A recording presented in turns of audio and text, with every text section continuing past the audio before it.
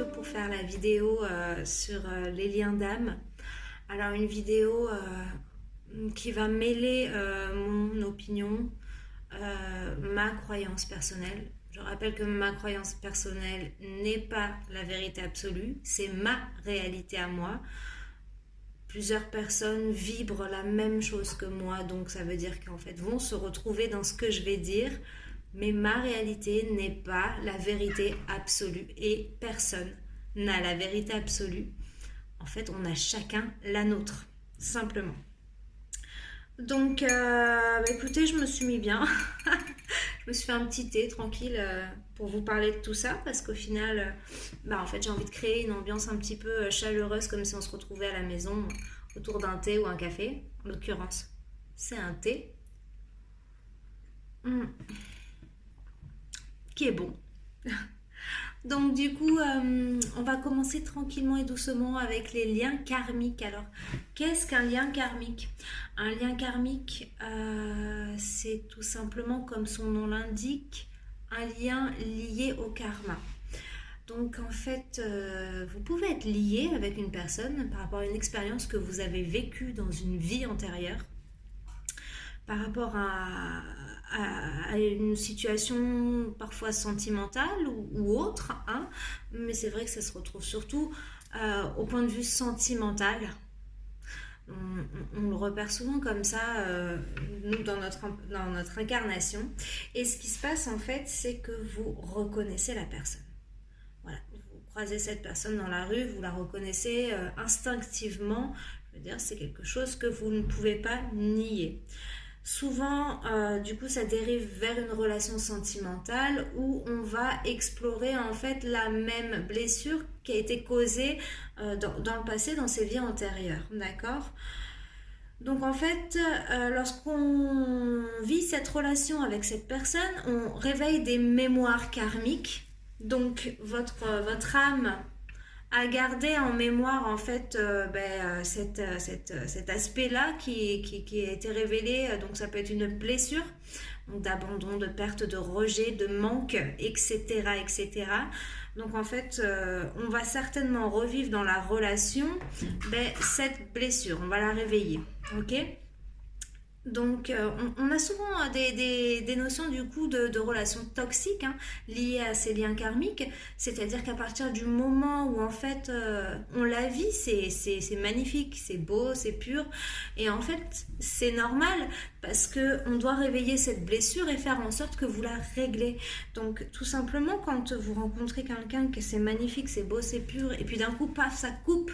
On ne sait pas pourquoi en fait, on se prend la tête, on ne sait plus du tout comme c'était avant, il y a quelque chose, on ne sait pas pourquoi, qui s'est cassé dans la relation, dans la communication, même dans le plaisir charnel, hein, on ne retrouve pas du tout en fait ce qu'on avait au début, l'envie, en fait c'est cet amour, cette passion, ce feu là qui nous envahit, d'un coup ça s'arrête, ça se casse et en fait ça révèle en vous cette blessure.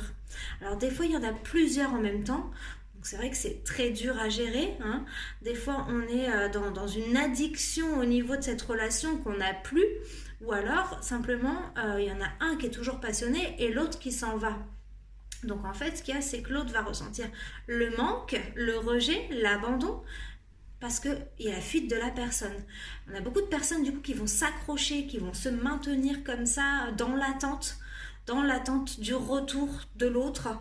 Seulement en fait, le travail n'est pas là, le travail n'est pas d'attendre. Le travail, c'est qu'en fait, il faut guérir ces blessures-là. Alors moi, ce que je vous conseille dans ces cas-là, c'est de ne pas hésiter à avoir un thérapeute, donc un ou une coach intuitive, une kinésiologue, une sophrologue, voilà. Après, tout ce qui est guidance, tout ça, ça peut être bien, mais avec modération, avec vraiment modération, à mon sens, hein, bien sûr, parce que je vous rappelle que tout ce que je vous dis, c'est ma réalité à moi, hein. Certainement pas la vérité absolue, comme je dis. D'accord? Je dis souvent ça. Je vais le répéter souvent parce que c'est important que vous preniez conscience de ça, c'est-à-dire que ce que je dis, c'est ce que je pense. Et vous n'êtes pas obligé de penser à la même chose que moi. Ok?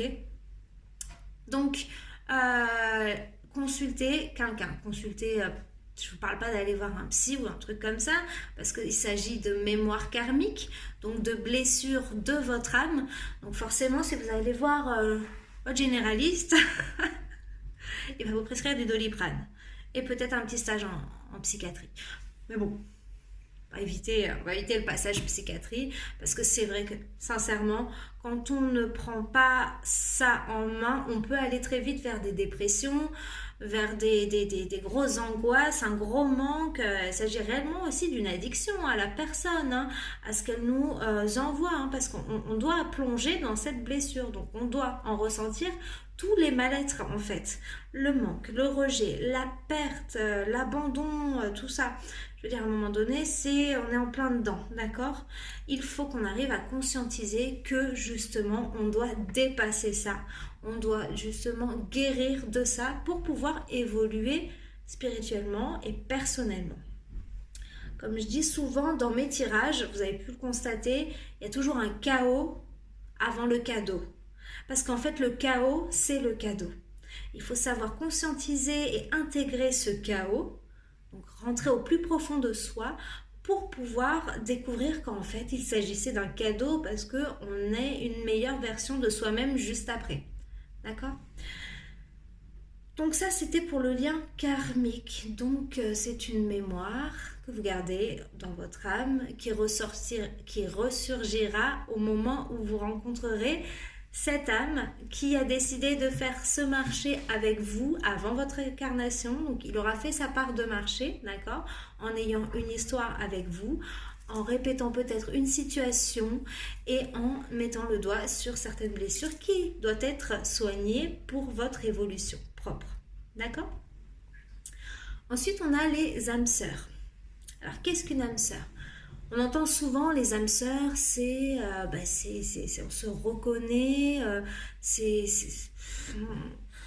forcément sentimental, c'est forcément quelque chose de beau, de complémentaire, de chaud, de doux. Hein. On est dans quelque chose qu'on connaît, on est dans des repères, on est dans quelque chose qui est vraiment fantastique parce qu'on a l'impression que l'autre, c'est nous, que l'autre nous reconnaît et que on le reconnaît. Donc il y a une complémentarité, une complicité de dingue qui se fait. Donc ça, c'est ce qu'on pense. C'est ce qu'on pense. Une âme sœur, c'est en fait une âme qui fait partie de votre famille d'âmes. D'accord ? On a une famille comme vous et moi. Moi, je ne suis pas née de par le Saint-Esprit, en quelque sorte. Je suis née de ma mère et de mon père. D'accord ? Et j'ai une sœur. Et en fait, ça, c'est ma famille incarnée. Mais on a et j'ai une famille d'âmes. Ok, donc cette famille d'âmes, on a décidé peut-être de s'incarner en même temps sur cette vie-là. Donc on va forcément en croiser quelques-uns parce qu'on s'attire, hein, on vibre la même énergie, donc on s'attire, on se suit. Mais du coup, comme vous pouvez le savoir, avec votre frère ou votre sœur, on va savoir se taquiner. On va savoir mettre aussi le doigt là où ça fait mal. On va pouvoir être... Vous savez, le couteau dans la plaie, là, on le retourne, on titille la plaie, tout ça, là, hein, on sait bien faire ça entre frères et sœurs. Là, c'est un peu pareil. Là, c'est aussi pour vous pousser à votre propre évolution, d'accord ? Donc, ça va vous amener beaucoup de joie, de chaleur. Il va y avoir des conflits, il va y avoir des effets miroirs où, en fait, on va vous renvoyer un petit peu sur quoi vous devez travailler aussi. Hein ? On va vous dire les choses sans pincettes.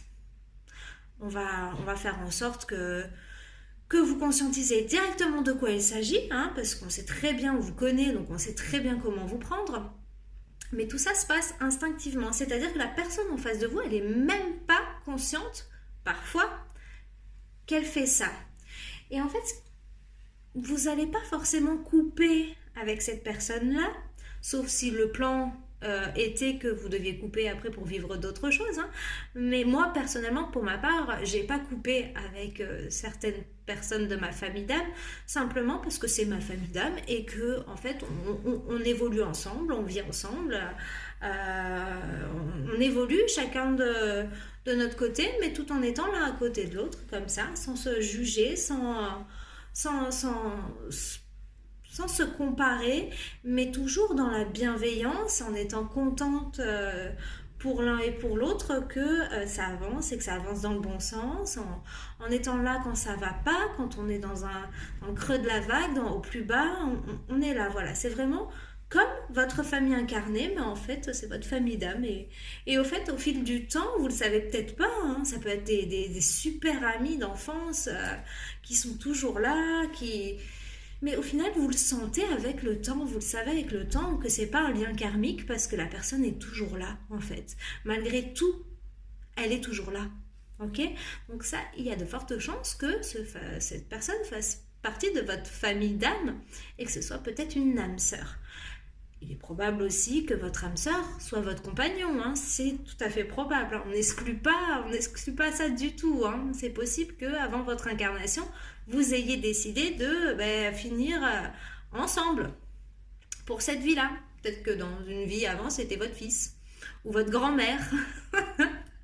Non, sincèrement, on peut pas. Enfin, moi, je sais pas là. Quand je vous dis ça comme ça, je sais pas, mais c'est possible. C'est possible. Donc ça, c'était pour l'âme sœur. Et sincèrement, si vous avez des choses à rajouter, mais rajoutez-les, hein. Sincèrement, ça me fera que moi grandir et avoir d'autres informations en plus, sachant que on a chacun notre propre réalité, donc pourquoi pas l'enrichir. Donc n'hésitez pas à rajouter des informations en commentaire, parce que de toute façon, comme vous avez pu le voir sur cette chaîne, on est là pour grandir ensemble et pour évoluer ensemble. Moi, voilà, j'avais envie de partager ces informations, partager ce que j'ai en moi, ce que j'ai à vous dire, partager ce qu'on a à vous dire. Et j'ai pris mon courage à deux mains et je l'ai fait. Donc si vous voulez mettre aussi votre petite pierre à l'édifice, n'hésitez pas, ça me fera vraiment plaisir de connaître un petit peu votre réalité et d'enrichir la mienne du coup. Voilà, il nous reste un lien d'âme. Et pas des moindres. Je vais boire un coup d'ailleurs.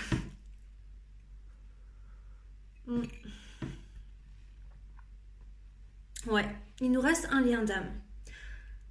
C'est le lien flamme jumelle. Alors, qu'est-ce qu'une flamme jumelle? Une flamme, c'est une moitié d'âme, en gros. Je vais vous expliquer un petit peu ça. Il s'agit en fait d'une âme qui a été coupée en deux, qui a deux polarités du coup. Comme toutes les âmes, donc il y a la polarité féminine et la polarité masculine. Mais cette âme-là a été coupée en deux, ok? C'est-à-dire qu'on retrouve une âme avec une polarité dominante féminine et une autre âme avec une polarité dominante masculine. Elles ont été du coup réparties dans deux corps différents pour cette vie-là ou pour d'autres vies antérieures. Et elles cheminent chacune de leur côté, bien que elles sont destinées à fusionner par la suite. D'accord? Donc on a une âme, j'allais dire une personne, non, une âme coupée en deux, ok? Dans deux corps, qui cheminent chacune de son côté pour arriver à une fusion finale. Pourquoi une âme dans deux corps? Cette âme-là, en fait, a décidé de vivre beaucoup plus d'événements pour sa propre évolution. C'est-à-dire qu'en fait, elle va avoir son histoire propre. D'accord? Chaque personne de cette même âme va avoir son histoire propre, son propre cheminement qui sera en lien avec sa polarité, donc féminine ou masculine. D'accord? Je parle pas de, par exemple, une personne qui a la polarité féminine peut être un homme aussi, hein. C'est vraiment la prédominance de sa polarité, hein. D'accord? On expliquera plus tard, certainement dans une autre vidéo, ce qu'est la polarité féminine et la polarité masculine. Ou alors vous pouvez faire vos propres recherches parce que sincèrement je vous invite aussi à aller faire vos propres recherches parce que vous enrichissez et peut-être que vous allez prendre d'autres informations qui vous parleront alors que les miennes un peu moins. Et sincèrement, il y a des super vidéos là-dessus qui expliquent très bien tout ça.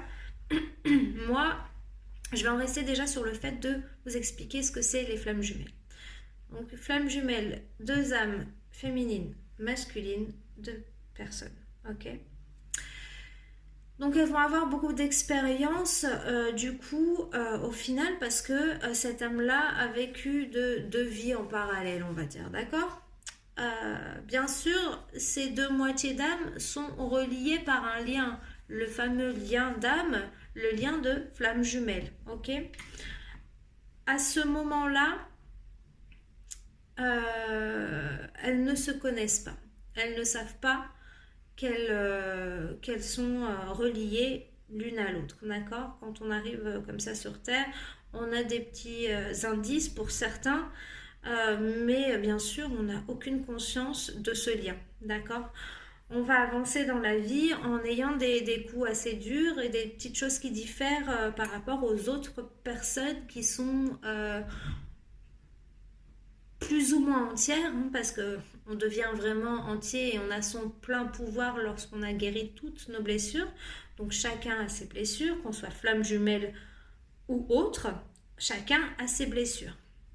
On appelle ça des flammes parce que du coup comme c'est une moitié d'âme, on appellera une âme jumelle lorsqu'on arrivera à la fusion. Ok. Donc ces flammes ont un cheminement tout à fait normal avec des parents ou pas. Bien sûr, des fois, on a des parcours avec des abandons pour pouvoir appuyer sur la blessure d'abandon, de rejet, d'accord. Parce que c'est vrai que bon, ces flammes jumelles, elles ont leurs blessures, mais aussi des blessures originelles, d'accord, qu'il faut absolument régler. Pour arriver à la fusion, en fait, de ces deux moitiés, il faut savoir trouver son bonheur seul. Donc trouver son bonheur seul, c'est passer par toutes les étapes qu'il faut passer, par tous les nettoyages, nettoyer toutes les blessures, ne rien laisser, pas une miette. Il faut tout régler, tout nettoyer. C'est très très très très compliqué. Déjà c'est compliqué parce qu'on n'est pas au courant. C'est compliqué aussi parce qu'on peut tomber dans des familles où les parents sont très cartésiens ou très croyants, ou sont très dans la religion. Donc dès qu'on parle un petit peu de spiritualité, qu'on sort des codes, c'est le diable, c'est le mal. Donc il nous faut énormément de temps et de confiance en soi pour pouvoir conscientiser cela. Des fois ça prend des années, hein, vraiment. En fait, on a ce choc de la conscientisation à partir du moment où on rencontre son jumeau. On rencontre son jumeau du coup dans la rue, dans notre vie, n'importe où, n'importe comment. De toute façon, le divin fait en sorte que ça arrive pour qu'on puisse conscientiser la chose. Donc là, en fait, on est bouleversé, complètement bouleversé. En fait, on est bien. Suivant la polarité qu'on a, on est bien, on se sent comblé, on se sent comme si on vous donnait un petit bout d'amour inconditionnel là, comme ça, alors que vous savez même pas ce que c'est que l'amour inconditionnel.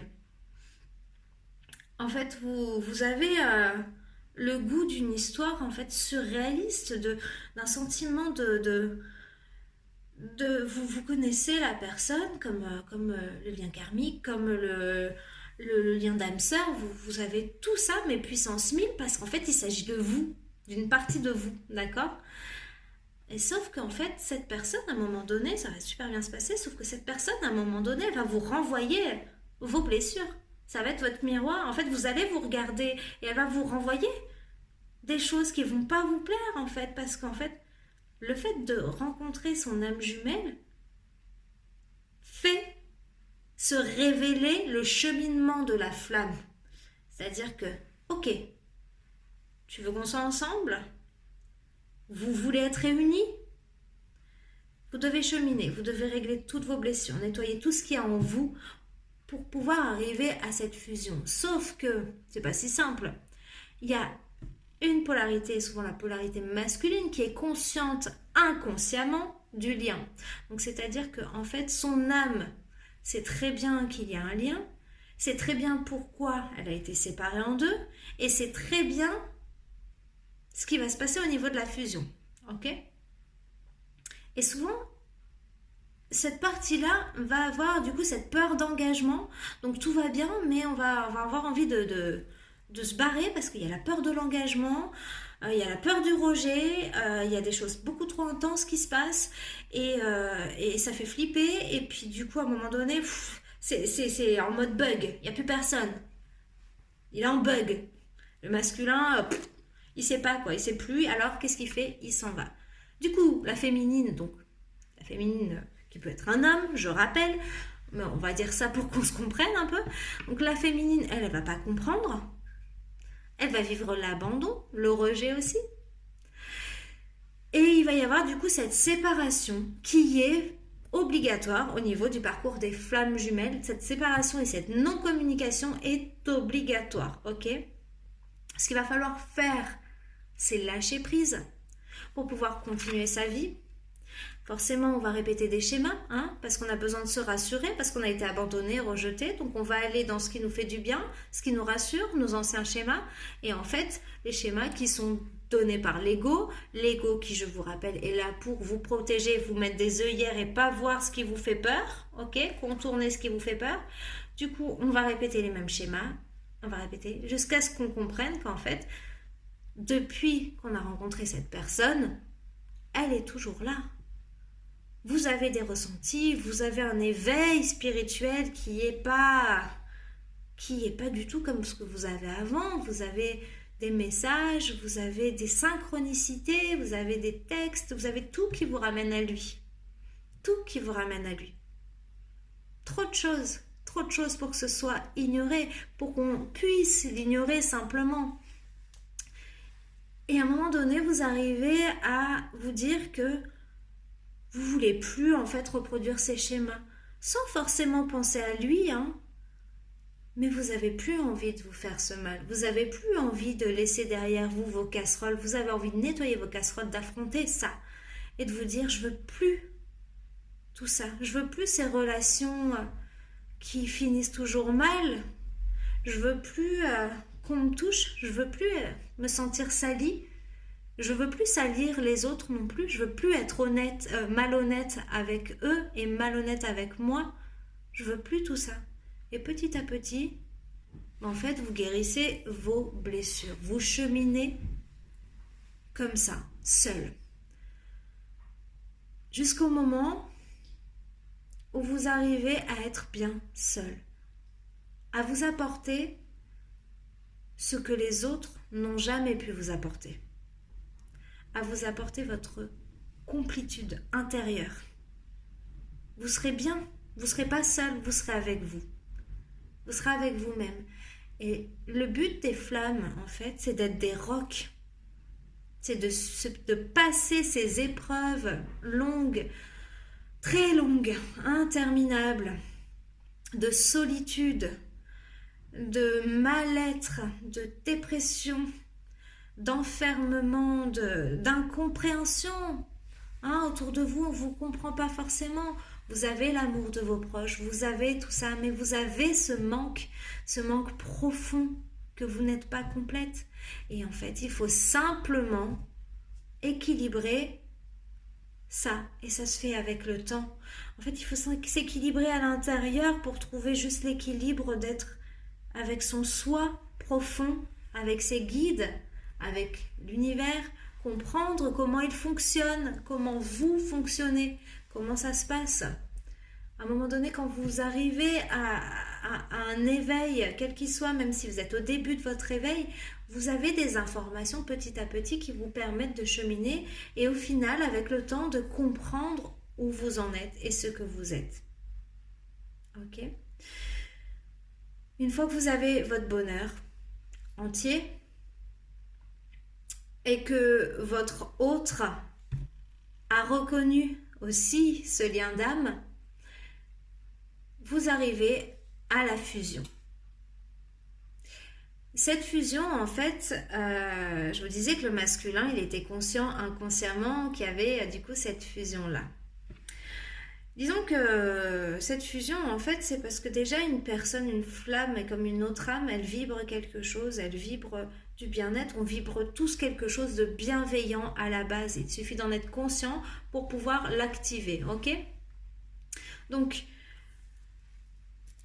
seul, on vibre, mais à deux, réunis, on vibre encore plus. Et du coup, vous savez qu'on vit un peu des temps spéciaux et un peu compliqués. Et du coup, on a pas mal de personnes qui doivent se mettre, comme moi, j'ai décidé de faire, au service des autres, mais pas au service, comme vous l'entendez, au service en fait de juste vibrer pour eux, de juste leur apporter du positif, de leur apporter un éclairage sur leur route, une petite guidance comme ça, un petit mot qui va passer et qui va être pour eux. Et donc du coup, les flammes jumelles doivent être super solides et avoir passé des épreuves un peu compliquées, et 2 fois plus, puisque du coup elle s'est divisée pour être sûre d'être assez fort pour pouvoir vibrer pour d'autres personnes qui arriveront à elles après du coup cette fusion. Ok, ça fait peur. Donc le masculin, lui, il connaît la responsabilité de cette mission. Et il se dit, là je suis bien, je suis dans ma petite vie, je fais mes petits trucs là, tranquille. Bon, elle est là, je pense à elle tout le temps. Il y a des messages, hein, il y a de la télépathie, il y a plein de choses qui se mettent en place après une fois on a conscientisé le jumeau. Donc il y a plein de choses qui se mettent en route, mais c'est pas mal. Je vais prendre mon temps, de toute façon il faut prendre son temps, parce qu'au niveau de la fusion, là après, il y a un boulot de dingue. Bon, il se fait une montagne en fait, il se fait une montagne de tout ça, mais je veux dire, si c'est comme ça va bien se vivre. Si c'est notre but, ça va bien se vivre. Hein, on va faire en sorte que ça se vive bien, ça va se vivre dans l'harmonie, dans l'amour inconditionnel, bien sûr, parce que pendant le cheminement, on apprend ce qu'est l'amour inconditionnel et pas l'amour d'attachement. Donc ça, c'est encore une part dont je vais certainement vous parler parce que je trouve ça super important de connaître la différence entre les deux.